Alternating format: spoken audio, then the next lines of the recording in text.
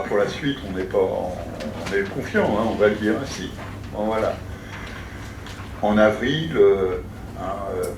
2,03 en moyenne, un l'OAT 0,42 en moyenne, le taux refi de la BCE 0,05%. Voilà, donc au total, d'ici la fin de l'année, on confirme le pronostic qu'on avait commencé à faire en début d'année.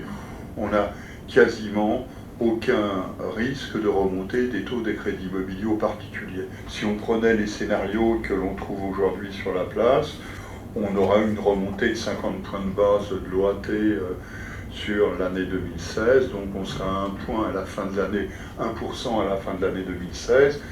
Ce seront des conditions qui vont rester excellentes. En revanche, il y a une ombre qui plane sur le marché, c'est l'ombre des rachats de créances. Comme aujourd'hui, la dynamique du marché est gouvernée fortement par les conditions dans lesquelles les établissements peuvent reconstituer leurs fonds propres et élargir leur capacité de prêt, il est évident qu'à long terme, ce n'est pas très bon. C'est pas très bon, alors est-ce que c'est très très bon pour les ménages? Faut être clair, c'est pas du tout évident non plus pour une partie importante d'entre eux. Quand on regarde, on a deux grandes catégories de ménages qui renégocient, qui pratiquent le rachat de créances. On a des ménages, on va dire, plus aisés, qui le font parce que cela leur permet de réduire la durée sur laquelle ils sont endettés. Donc c'est pas véritablement un pouvoir d'achat qui est injecté. Et pour des ménages très modestes, c'est un allègement certainement, mais un allègement qui de toute façon doit être regardé sur l'ensemble du plan de financement, ce qui est loin d'être évident.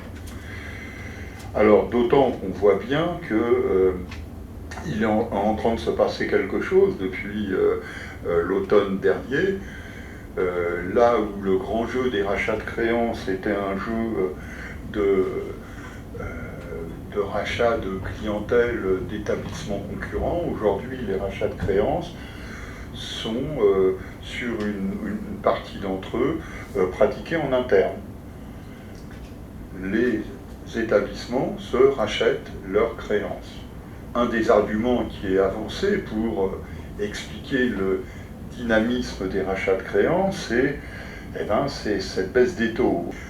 Quand on regarde, on le résume par le différentiel de taux entre l'encours et la production nouvelle. Et on voit bien que la baisse des taux a comme conséquence de faire remonter ce différentiel. Aujourd'hui, entre le taux moyen d'encours, le taux moyen sur le stock, et le taux de marché, on est à 2,5, 2,5 points. Bon, toujours est-il que le marché y repart. On s'attend pour l'année 2015 aux conditions actuelles à de l'ordre de 137 milliards et demi d'offres de crédits acceptés, mais ça signifie que de toute façon, on est en augmentation sur l'année de l'ordre de 15%. Le marché va continuer à se développer. Il faut faire bien attention, il y a 3 compartiments avec une différence. Il y a le neuf et l'ancien d'un côté, il y a les travaux de l'autre. Donc neuf et ancien seul, on s'attend pour l'année 2015 à près de 17% d'augmentation de l'offre de crédit. Ça donne une idée de ce que va être le maintien du dynamisme de l'activité d'ici la fin de l'année. Finalement, on est sur une situation qui engage plus à l'optimisme qu'autre chose aujourd'hui. Merci.